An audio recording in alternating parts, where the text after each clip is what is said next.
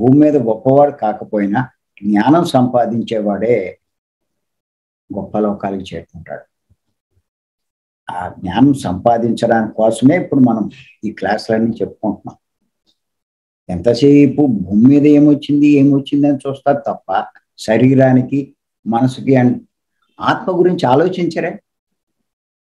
ఆఖరికి జ్ఞాన మార్గంలోకి వచ్చి పత్రిగారి మార్గంలోకి వచ్చి వాళ్ళు కూడా ఎంతసేపు శరీరం గురించే ఆలోచిస్తున్నారు, శరీర లాభాల గురించి ఆలోచిస్తున్నారు.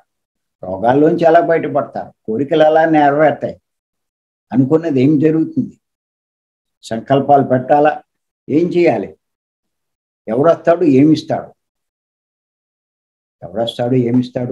నీ జ్ఞానం నువ్వే సంపాదించుకోవాలి, నిన్ను నువ్వే ఉద్ధరించుకోవాలి. నీ కృషి ద్వారా, నీ సాధన ద్వారా సంపాదించుకుని నువ్వు వచ్చి నా లోకంలోంచి కంటే కూడా ఇంకా ఉన్నతమైన లోకాలకి చేరుకోగలగాలి. అప్పుడు నువ్వు ఈ జన్మను సద్వినియోగం చేసుకున్నావు.